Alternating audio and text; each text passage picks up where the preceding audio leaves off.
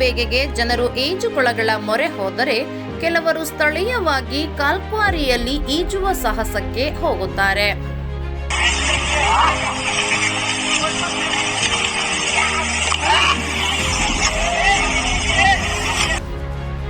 ಬಿಸಿಲ ಬೇಗೆಗೆ ಜನರು ಈಜುಕೊಳಗಳ ಮೊರೆ ಹೋದರೆ ಕೆಲವರು ಸ್ಥಳೀಯವಾಗಿ ಕಲ್ಲು ಕ್ವಾರಿಯಲ್ಲಿ ಈಜುವ ಸಾಹಸಕ್ಕೆ ಹೋಗುತ್ತಾರೆ.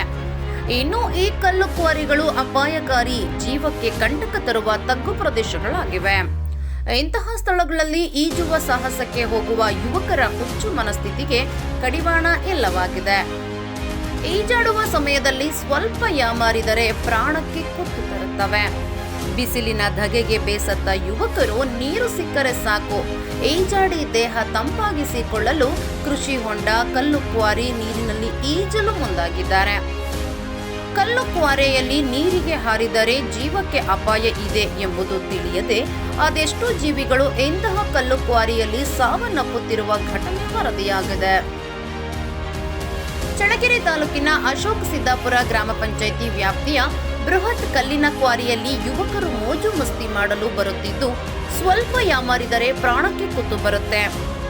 ಇಂತಹ ಅಪಾಯಕಾರಿ ಸ್ಥಳಗಳಲ್ಲಿ ಸ್ಥಳೀಯ ಮಟ್ಟದ ಅಧಿಕಾರಿಗಳು ಹಾಗೂ ತಾಲೂಕಿನ ತಹಶೀಲ್ದಾರ್ ಕಡಿವಾಣ ಹಾಕುವ ನಿಟ್ಟಿನಲ್ಲಿ ಮುಂದಿನ ದಿನಗಳಲ್ಲಿ ಇಂಥ ದುರ್ಘಟನೆಗಳಿಗೆ ಕಡಿವಾಣ ಹಾಕಿದಂತಾಗುತ್ತದೆ ಎನ್ನಲಾಗಿದೆ.